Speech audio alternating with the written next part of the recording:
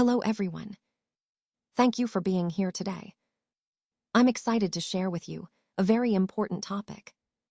The title of our presentation is To the Guy Who Wants to Know Why He's Lonely and Sad.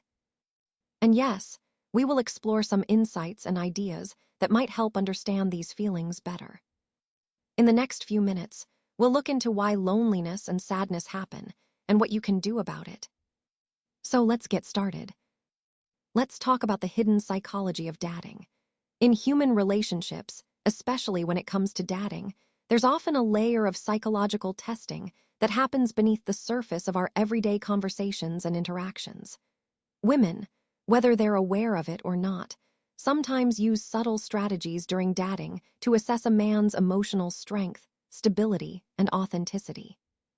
It's important to understand that this isn't about cruelty or manipulation. Rather, it's deeply rooted in our evolutionary psychology.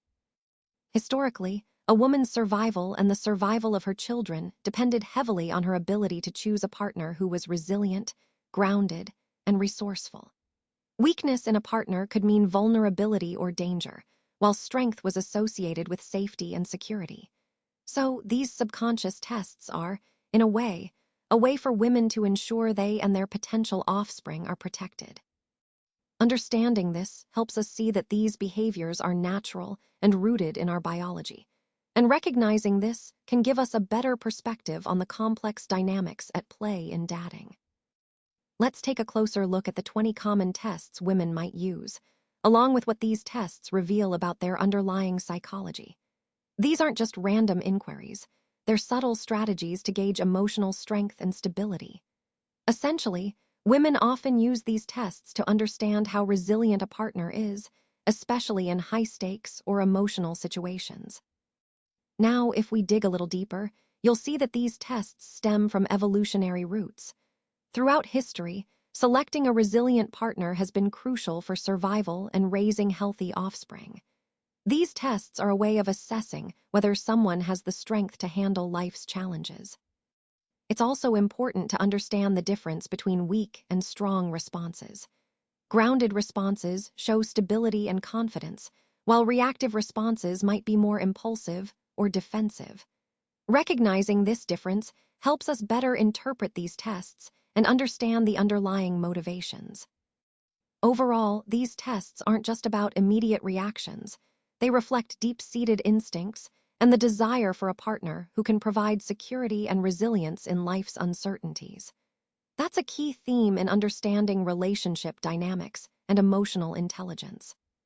In this slide, we're focusing on tests 1 through 3, which are all about communication and boundaries. Let's start with the first test, the late text test. When she delays replying, it's tempting to think she's busy, but often it's a subtle way to test your patience. This taps into a psychological principle called the variable reward system, similar to gambling. When outcomes are uncertain, they trigger stronger cravings. So, if you panic or double text, it shows dependence. The confident, strong person remains calm, detached, and unaffected, showing emotional strength and independence. Next, we have the tell me about your ex trap. This isn't really about curiosity, it's more about sussing out emotional scars. If you respond with bitterness, it indicates you're still stuck in the past. If you brag or boast, it reveals insecurity. Psychologists refer to this as projection, basically, wounds leaking into the present. The key here is showing maturity through a balanced, neutral response. It signals that you're emotionally stable and not easily rattled. Finally, we come to the I forgot my wallet moment. Now, this isn't really about money, it's about boundaries. If you're always eager to cover costs, it can send a signal that you're willing to be exploited. A strong person pays when it feels right, but also knows how to set limits. Being confident in your boundaries shows strength and self-respect, which are attractive qualities. These tests are subtle but powerful indicators of emotional strength and boundaries. They help you gauge whether someone respects your independence and emotional maturity. Let's take a closer look at tests 4 through 7, which focus on control and emotional stability. Starting with the I'm bored trap, when she says she's bored, she's often testing whether you'll scramble for entertainment or stay grounded. This reveals who really dictates the mood in the interaction. A weak man might overreact or try to entertain her at any cost, appearing like a clown. But a strong man stays calm, radiating a steady presence that doesn't need to chase her approval. Next is the jealousy seed. When she casually mentions another man, it's rarely about that man himself. It's more about testing your reaction.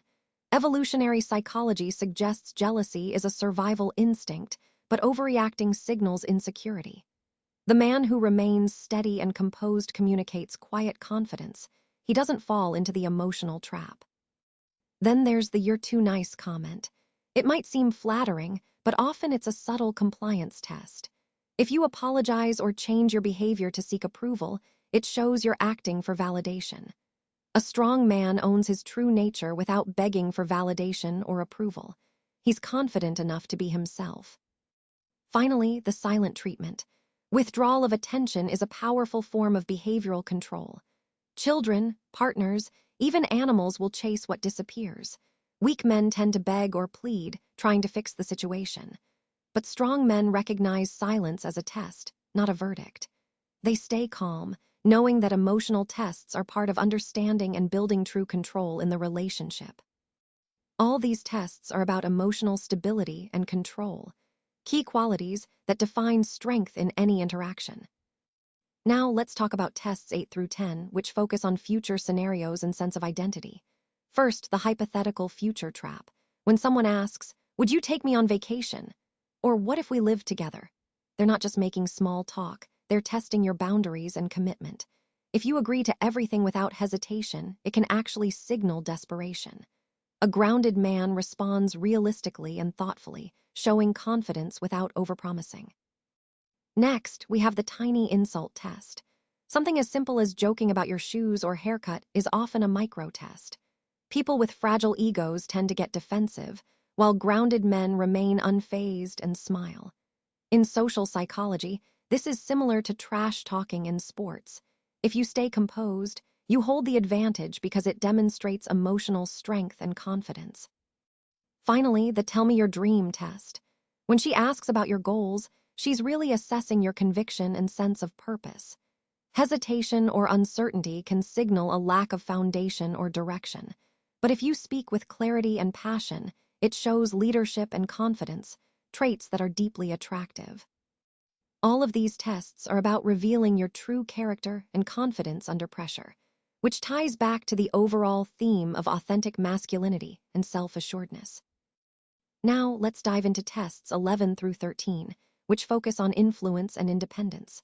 First, we have the comparison trap. Have you ever heard someone say, "My friend's boyfriend just bought her flowers"? It's not really about the flowers, it's about leverage. In psychology, this is called social comparison, and it often leads to insecurity.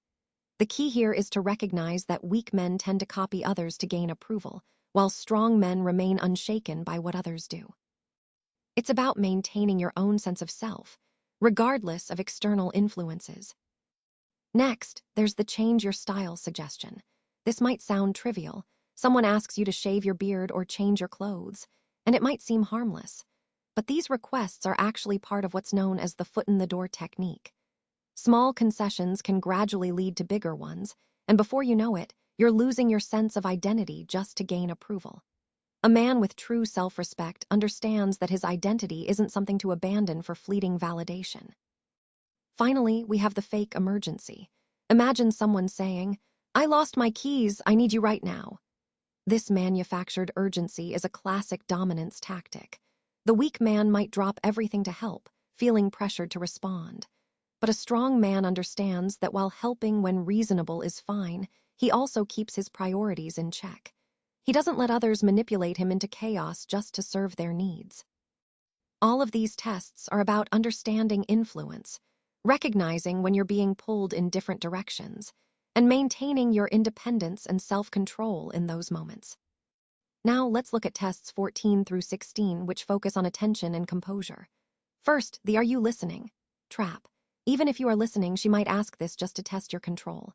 In communication psychology, sudden accusations are a way to challenge your composure. A weak man might crumble under this pressure, feeling guilty or defensive. But a strong man responds calmly, staying present and in control. Next is the lateness test. If she arrives late, she's actually watching your reaction.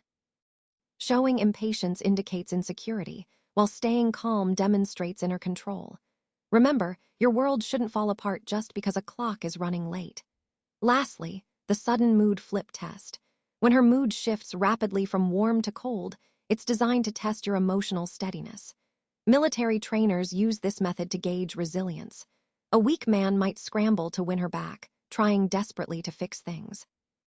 But a strong man remains stable, unaffected by external mood swings.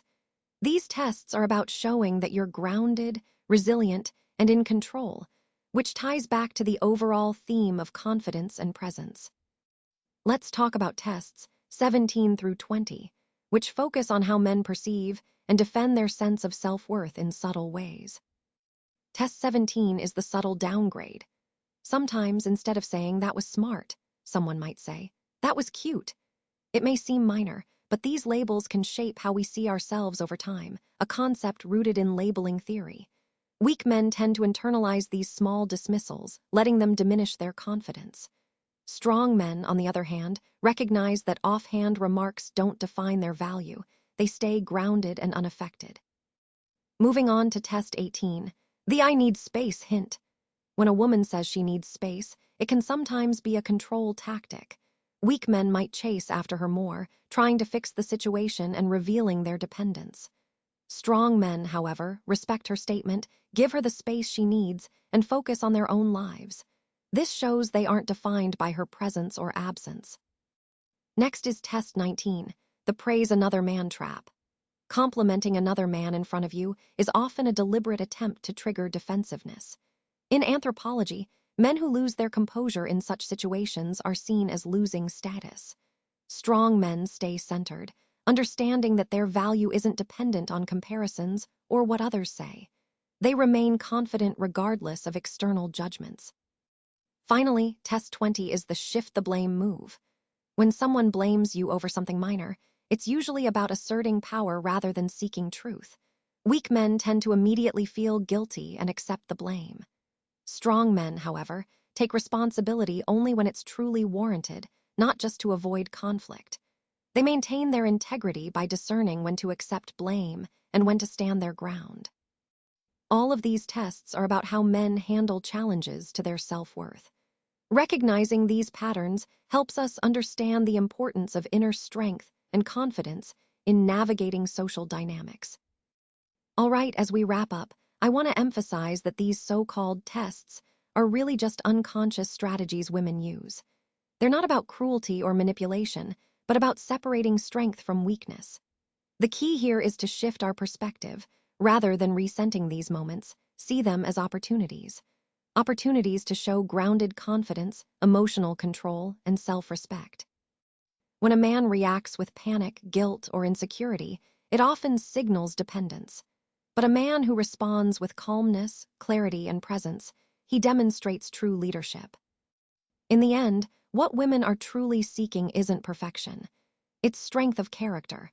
And the strongest men are those who can meet these tests not with fear, but with steadiness. Now, as we close, I want to ask, would you prefer to see this content expanded into a more detailed, expert-level guide with real-life examples and practical strategies? Or do you find this concise, polished breakdown of the core ideas more helpful for now?